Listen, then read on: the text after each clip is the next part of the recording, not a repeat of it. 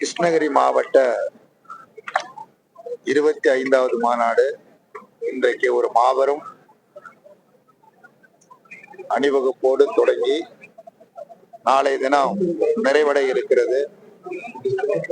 கிருஷ்ணகிரி மாவட்ட செயலாளர் தோழர் டி ராமச்சந்திரன் எம்எல்ஏ அவர்கள் தலைமையில் நடைபெறக்கூடிய இந்த மாநாட்டில் கிருஷ்ணகிரி மாவட்டத்தில் உள்ள மக்களுடைய, குறிப்பாக ஏழை எளிய மக்கள், அடித்தட்டு மக்கள், உழைப்பாளி மக்கள், விவசாய தொழிலாளர்கள், விவசாயிகள், சிறுதொழில் புரிவோர் போன்ற பல்வேறு மக்களுடைய பிரச்சனைகள் குறித்து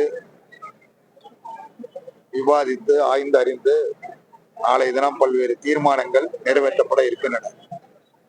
ஏற்கனவே இது குறித்து சட்டமன்றத்திலும் நம்முடைய சட்டமன்ற உறுப்பினர் இவைகள் குறித்தெல்லாம் எடுத்துரைத்திருக்கிறார்.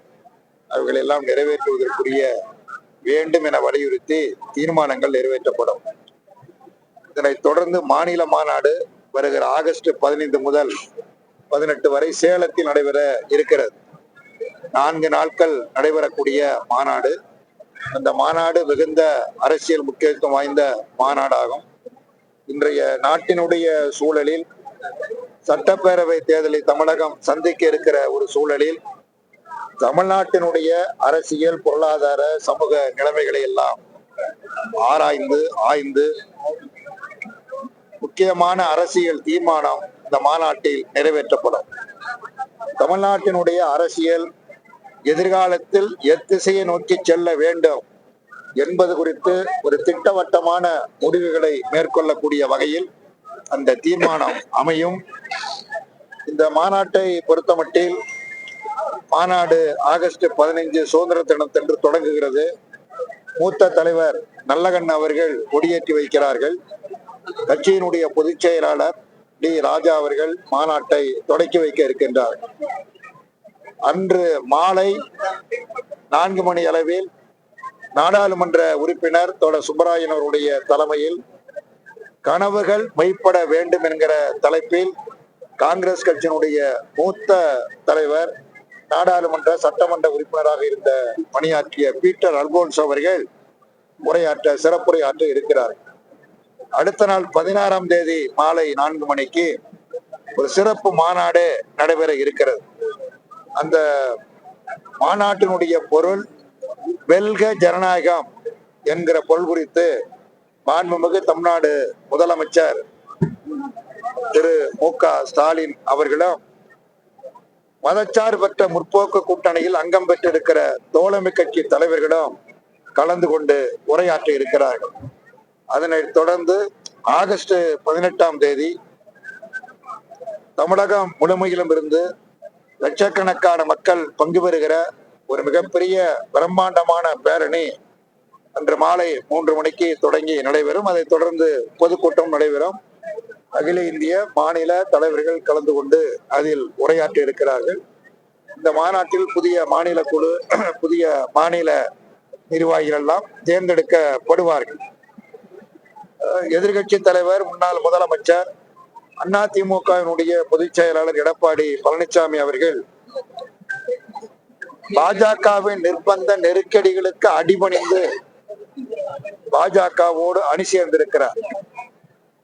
இதற்கு முன்னர் அம்மையார் ஜெயலலிதா அவர்கள் இருந்த பொழுது பாஜகவோடு கூட்டணி சேர்ந்து வெற்றியும் பெற்று ஆட்சியில் அமர்ந்து 13 மாத காலத்தில் அந்த ஆட்சியை கவிழ்த்த, வாஜ்பாய் ஆட்சியை கவிழ்த்த பெருமை ஜெயலலிதா அவர்களுக்கு உண்டு. கவிழ்த்தது மட்டுமல்ல, இனி எப்பொழுதும் எக்காரணத்தை கொண்டும் பாஜகவோடு அரசியல் அணி கிடையாது என்று திட்டவட்டமாக ஜெயலலிதா அவர்கள் அறிவித்தார்கள். ஜெயலலிதாவை தங்களின் கடவுளாக பூஜிக்கின்ற எடப்பாடி அவரது மறைவிற்கு பிறகு பாஜகவை ஆதரித்தார். பாஜகவுக்கு அடிமையாக இருந்து ஒன்றிய அரசாங்கம் நிறைவேற்றிய பல்வேறு மக்களுக்கு விரோதமான சட்டங்களுக்கெல்லாம் ஆதரவாக இருந்தார். விவசாயிகளுக்கு எதிராக நிறைவேற்றப்பட்ட சட்டத்திற்கு ஆதரவாக இருந்தார். உதயமின் திட்டத்திற்கு ஆதரவாக கையெழுத்திட்டார். போன்ற காரியங்கள் எல்லாம் செய்தார்.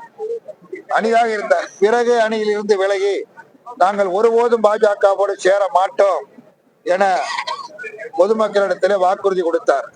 பாஜகவோடு சேருவன் மனிதனே இல்லை என்று கூட சொன்னார்.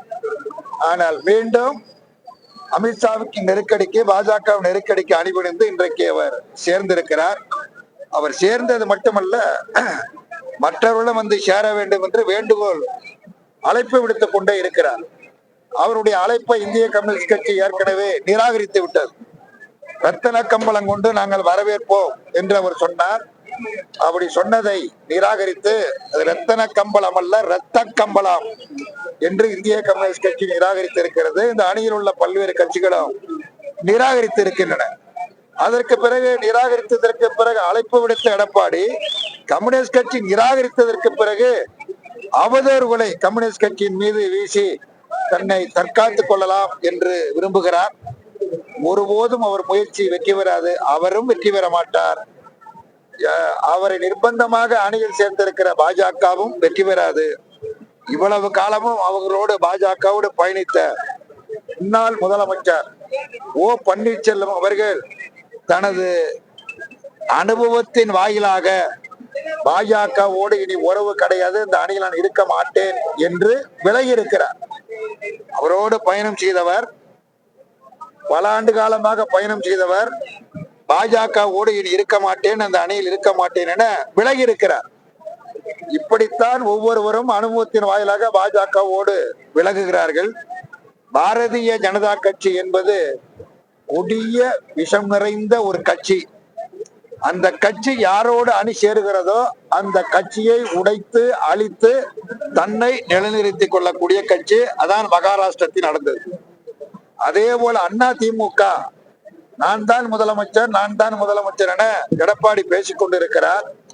தேர்தலுக்கு பிறகு அனைத்து இந்திய அண்ணா திராவிட முன்னேற்ற கழகம் என்கிற கட்சி, அந்த கட்சியினுடைய தலைவர் எடப்பாடி நிச்சயமாக இருக்க மாட்டார் என்பது தேர்தலுக்கு பிறகு வெட்ட வெளிச்சமாகும்.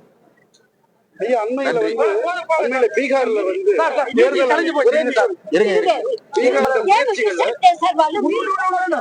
ஆணையம் வாக்காளர்கள்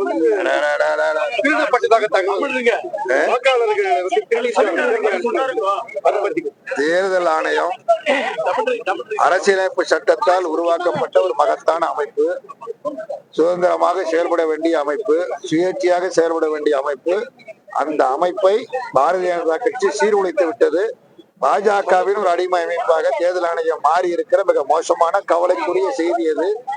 பீகார் மாநிலத்தில் 26 லட்சம் வாக்காளர்களை நீக்கிவிட்டார்கள். அங்கே நீக்கியது மட்டுமல்ல, தமிழ்நாட்டிலும் நீக்குவதற்குள்ள முயற்சிகளை மேற்கொள்கிறார்கள். அங்கிருந்து தமிழ்நாட்டிற்கு புலம்பெயர்ந்து வந்த பீகாரை சேர்ந்தவர்களை எல்லாம் இங்கே வாக்காளர்கள் சேர்ப்பதற்கான ஒரு மிக மோசமான முயற்சி மேற்கொள்ளப்படுகிறது. அது இந்திய கம்யூனிஸ்ட் கட்சி மிக வன்மையாக கண்டிக்கிறது. தேர்தல் ஆணையம் சுதந்திரமாக ஜனநாயகமாக அது செயல்பட வேண்டும், இல்லை என்றால் அது ஜனநாயகத்திற்கு ஆபத்து என்று இந்திய கம்யூனிஸ்ட் கட்சியின் சார்பில் எச்சரிக்கிறோம். நன்றி.